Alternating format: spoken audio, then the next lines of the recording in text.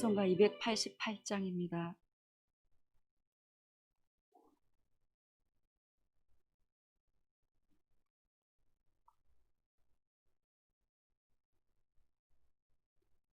(288장입니다)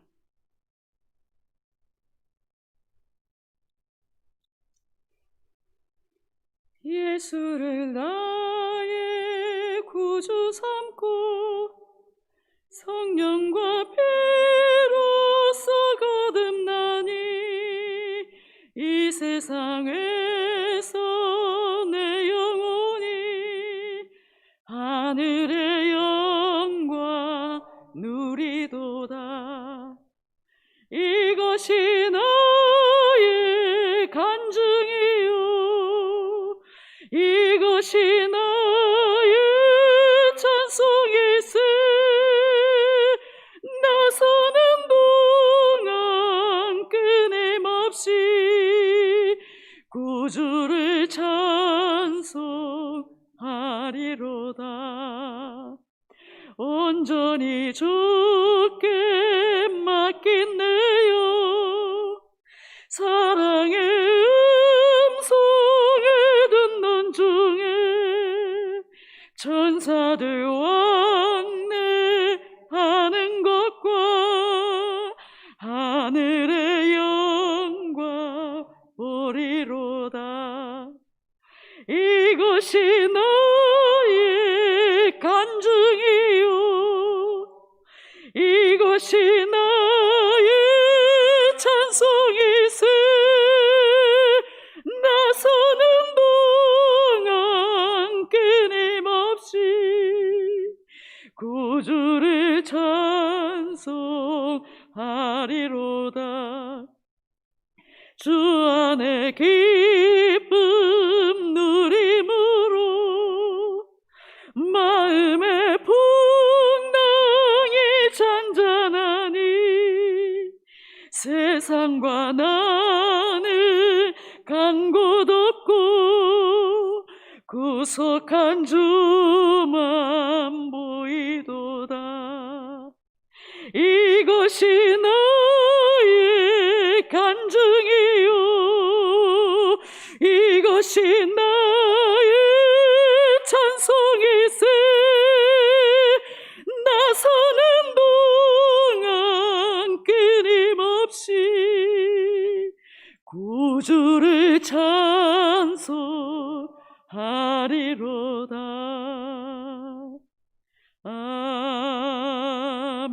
아멘. 다니엘 10장 1절에서 9절 말씀입니다. 다니엘 10장 1절에서 9절 말씀 교독하신 후에 마지막 절은 함께 읽겠습니다. 바사왕 고레스 제3년에 한 일이 벨드사살이라 이름한 다니엘에게 나타났는데 그 일이 참되니 곧 큰 전쟁에 관한 것이라. 다니엘이 그 일을 분명히 알았고 그 환상을 깨달으니라.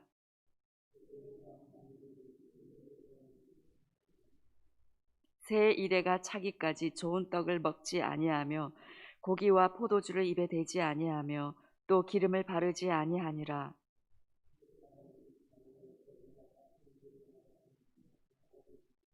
그때에 내가 눈을 들어 바라본즉 한 사람이 세마포 옷을 입었고 허리에는 우바스 순금띠를 띠었더라.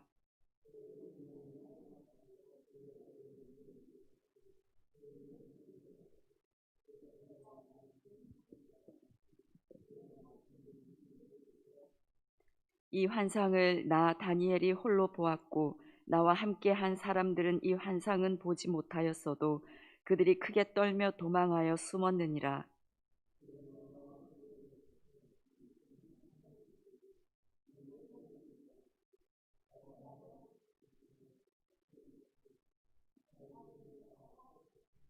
내가 그의 음성을 들었는데 그의 음성을 들을 때에 내가 얼굴을 땅에 대고 깊이 잠들었느니라. 아멘. 다니엘 10장부터 12장까지는 다니엘이 받은 네 번째 환상이 기록되어 있습니다. 이 네 번째 환상은 히데겔이라는 강가에서 받은 것이라서 히데겔 강가의 대묵시라고 일컫습니다. 이 히데겔 강가의 대묵시는 바사가 어떻게 망할 것인가, 그리고 그 이후에 일어날 헬라 제국과 또 그 뒤에 일어날 네 나라 가운데 두 왕국, 톨레미 왕조와 셀루쿠스 왕조의 전쟁에 대한 예언, 그리고 셀루쿠스 왕조의 안티오쿠스 에피파네스에 대한 예언, 그리고 말세의 대환란과 최후의 심판까지를 다루고 있습니다. 우리가 다니엘서를 통해서 계속해서 확인하게 되는 것은 하나님께서 역사를 주관하고 계신다는 것입니다. 우리가 섬기는 하나님은 우리 개인의 삶에만 영향을 미치는 분이 아니라 세계 역사의 흐름 하나하나를 세밀하게 움직이시고 주관하고 계시는 너무나 크고 위대한 분이심을 오늘도 기억하기 원합니다. 1절을 보시면 바사왕 고레스 제3년에 한 일이 벨드사살이라 이름한 다니엘에게 나타났는데 그 일이 참되니 곧 큰 전쟁에 관한 것이라. 다니엘이 그 일을 분명히 알았고 그 환상을 깨달으니라. 이 바사왕 고레스 제3년은 BC 536년으로 다니엘의 나이가 당시 약 85세 정도 되었을 때입니다. 당시의 상황은 고레스가 이스라엘 백성들을 고국으로 귀환하라는 그 칙령을 내린 후에 스룹바벨과 대제사장 여호수아를 중심으로 이스라엘 백성들이 여자까지 포함해서 약 10만 명 정도가 예루살렘으로 돌아간 상황이었습니다. 그때 고레스는 바사 제국에 그대로 남아 있었죠. 1절을 다시 보시면 한 일이 벨드사살이라 이름한 다니엘에게 나타났다라고 합니다. 여기에서 이 한 일에서 일은 원어가 다바르인데요. 이 뜻이 일, 사건, 말씀, 계시 이런 뜻을 갖고 있습니다. 그래서 한 일이라기보다는 다니엘에게 한 계시가 나타났다라고 생각하시면 되겠습니다. 하나님께서 다니엘에게 마지막 때에 큰 전쟁에 관한 일을 계시해 주신 것입니다. 하나님께서는 기도하는 다니엘에게 여러 차례 하나님의 일을 계시해 주셨습니다. 그 계시를 통해서 바벨론 이후 어떤 나라가 일어날 것이며 또 바사 이후 어떤 나라가 일어날 것이며 또 왕들은 어떻게 될 것인지 모든 것을 미리 알게 해 주셨습니다. 그래서 일어날 일들을 미리 대처할 수 있게 해 주셨습니다. 이것이 기도하는 사람들의 특권이기도 합니다. 기도하지 않는 사람은 하나님의 계시도 임하지 않습니다. 하지만 하나님의 일을 위해서 교회와 나라와 이 땅을 위해 간절히 기도하는 사람에게는 그 일을 위한 하나님의 계획을 미리 알게 해 주십니다. 아모스 3장 7절에 주 여호와께서는 자기의 비밀을 그 종 선지자들에게 보이지 아니하시고는 결코 행하심이 없으리라 하셨습니다. 하나님은 당신의 비밀을 그 종 선지자들에게 먼저 보이시고 행하시는 분이십니다. 그래서 선지자가 하나님의 비밀을 알면 그 하나님의 계획이 이루어지도록 기도하고 또 기도할 때에 하나님은 그 일을 행하시는 분이십니다. 새벽에 기도하는 우리가 하나님의 비밀을 먼저 보이시는 그런 선지자적인 중보자가 되기를 원합니다. 나라와 교회, 이 땅과 다음 세대를 위해 기도할 때 하나님의 계획들이 우리에게 먼저 계시되어지는 은혜가 있기를 원합니다.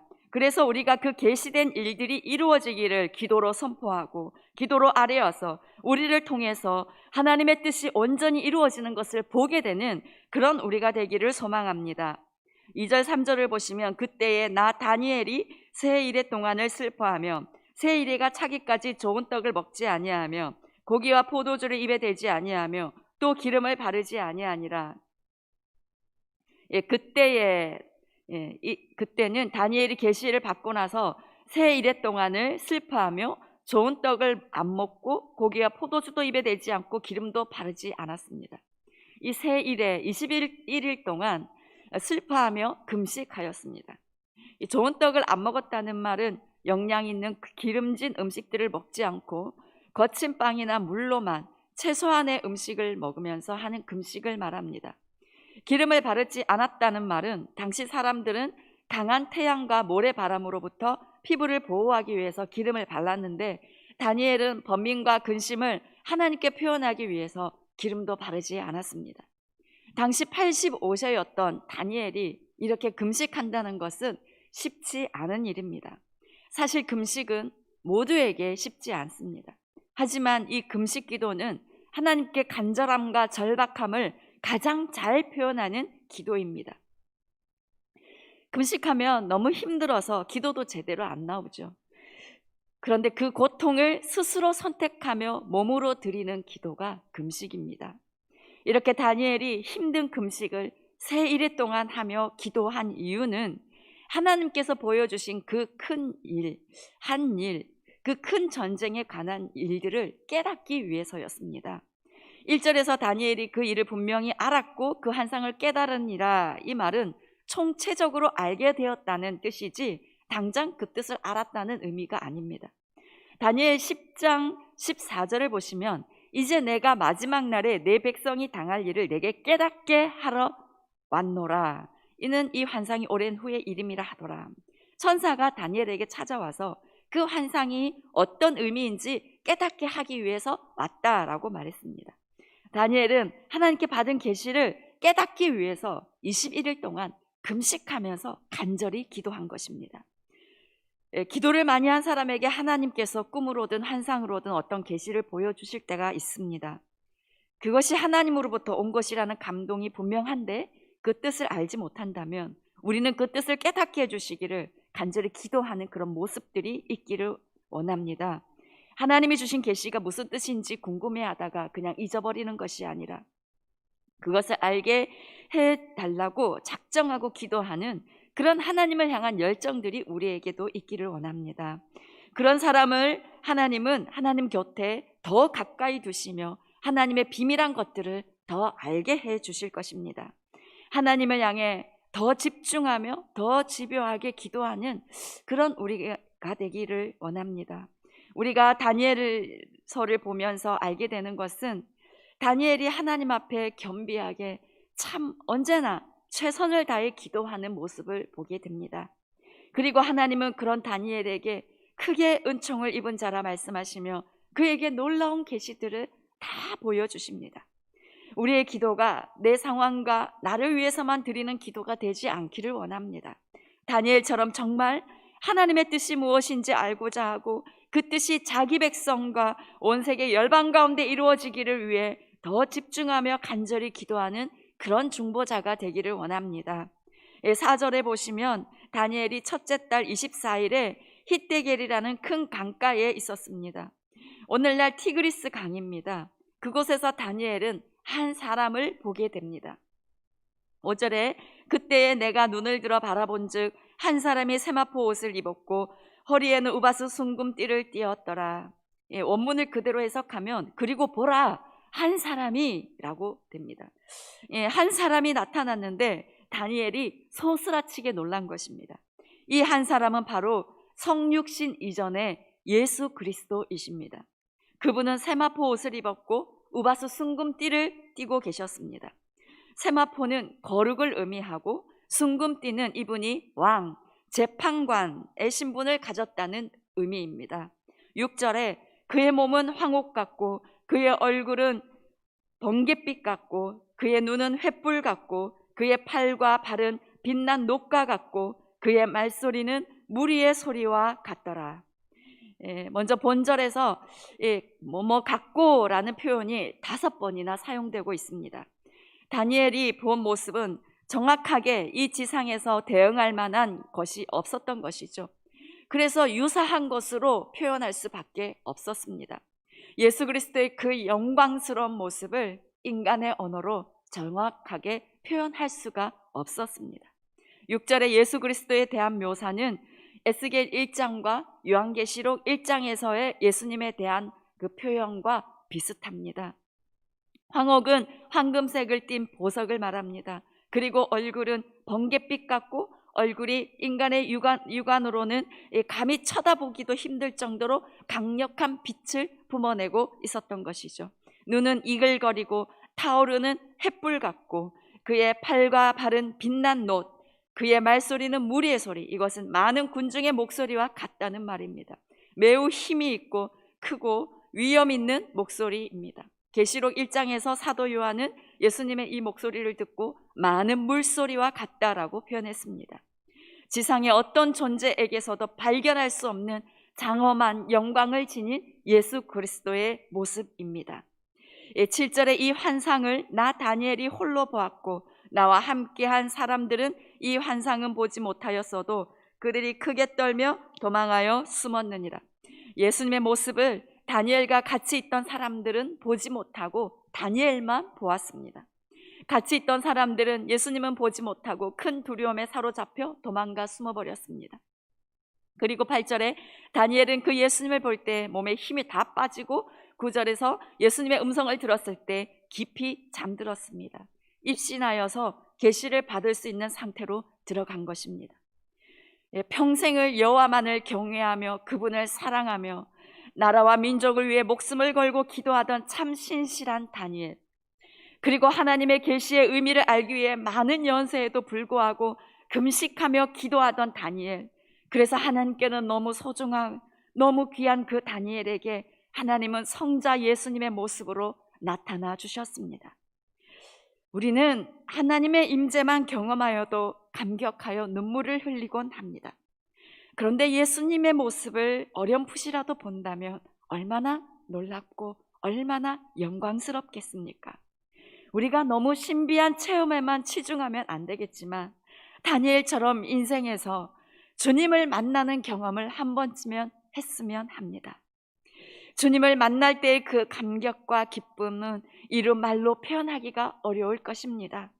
우리도 남은 평생 다니엘처럼 하나님께만 집중하며 하나님의 일을 위해 간절히 기도하며 그분을 구할 때, 기도의 자리에서 이 나라와 영도와 교회와 다음 세대를 위해 아파하며 기도에 헌신하는 다니엘과 같은 자가 될 때 하나님이 하실 일을 계시해 주시고 또 하나님은 성자의 모습으로 우리에게도 찾아오셔서 그분의 영광스럽고 아름다운 모습을 보게 하실 날도 있는 줄 믿습니다.